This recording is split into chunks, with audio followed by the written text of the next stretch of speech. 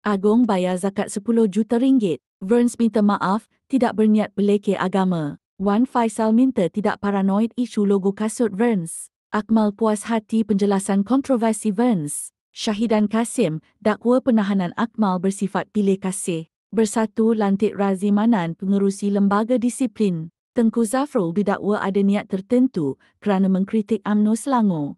Pakatan Harapan tubuh pasukan pilihan raya kecil Kuala Kubu Baru. Taqiyuddin guna mahkamah jika speaker tidak kosongkan 6 kerusi. 1454 konten berkait 3A telah dipadam.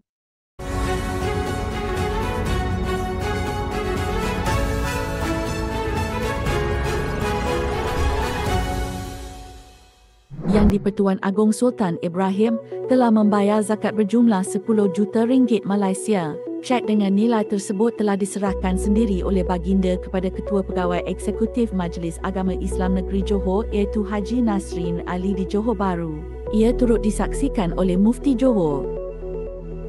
Berhubung isu kalimah Allah pada tapak kasut yang telah menyinggung ramai pihak terutama orang Islam, syarikat pengeluar kasut tumit tinggi, Burns telah menjelaskan bahawa mereka tidak berniat untuk menghasilkan rekaan yang bertujuan menghina mana-mana agama atau kepercayaan. Pihak Burns berkata, rekaan itu 100% diilhamkan dari bayangan garisan tali yang bersambung dengan sebuah kasut tumit tinggi.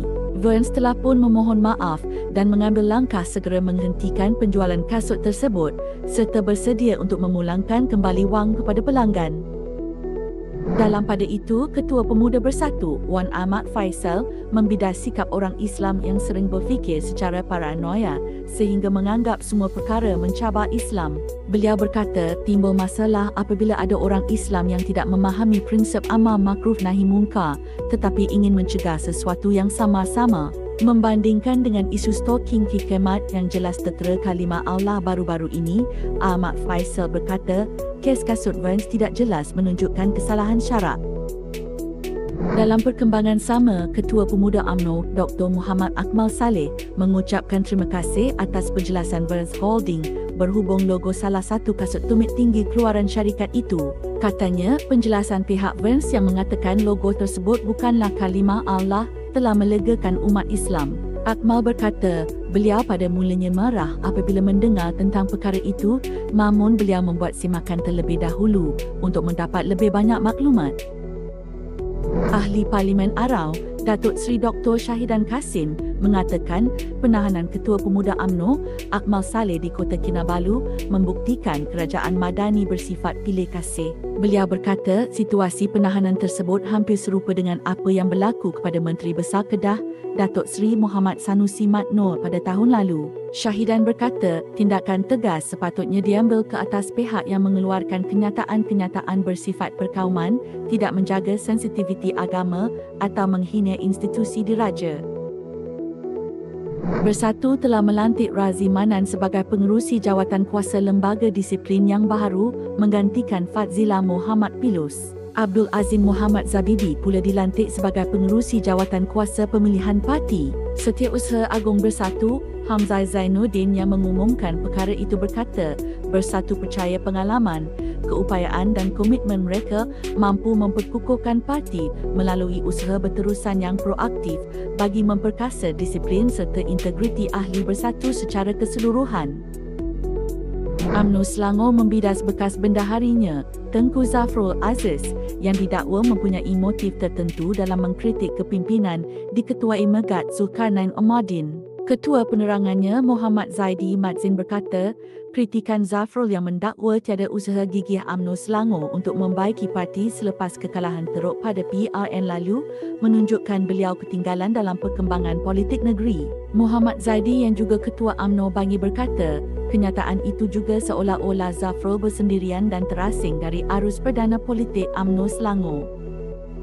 Pakatan Harapan Selangor telah menamakan Adun Kinrara yang sahan sebagai pengarah pilihan raya kecil Kuala Kubu Baru. Eng akan dibantu oleh Ahli Parlimen Puchong, Yeo Bee Yin, Adun Payajaras, Dr. Muhammad Khairuddin Osman, merangkap Setiausaha Pakatan Harapan Selangor dan Ahli Parlimen Shah Alam Azli Yusof. Pasukan ini akan bergerak secara rasmi bermula dari hari penamaan calon iaitu pada 27 April tahun 2024 sehingga ke hari mengundi pada 11 Mei tahun 2024. Setiausaha Agung PAS, Datuk Seri Taqiyuddin Hassan berkata, Perikatan Nasional yakin rakyat akan terus memberi sokongan terhadap gabungan itu sekiranya pilihan raya kecil diadakan di Gua Musang dan Jeli. Katanya, rakyat di Gua Musang akan terus memberi sokongan kepada Perikatan Nasional seperti ketika pilihan raya umum 15, lebih-lebih lagi apabila ada wakil rakyat yang bertindak mengkhianati mandat mereka. Taqiyuddin menjelaskan, perlembagaan baru parti telah meluluskan mana-mana wakil rakyat yang menunjukkan sokongan berbeza dengan pendirian bersatu akan dianggap terpecat sebagai ahli. Menurutnya juga, Perikatan Nasional akan membuat laporan pada Speaker Dewan Rakyat dan jika Speaker enggan mengosongkan kerusi mereka, proses di mahkamah pula akan diambil.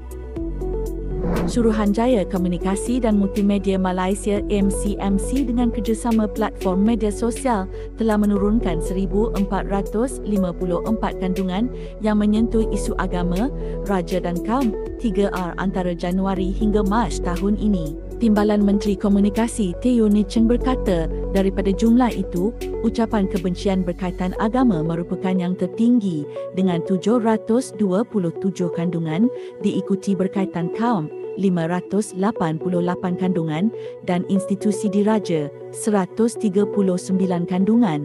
Teo juga berkata, pecahan statistik kandungan berkaitan 3R yang paling tinggi dikesan adalah menerusi Facebook dengan 731 kandungan, diikuti TikTok 705, Twitter atau ke-10, 9, YouTube 5 dan Telegram 4.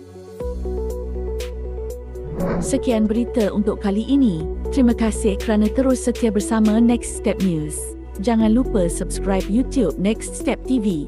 Assalamualaikum.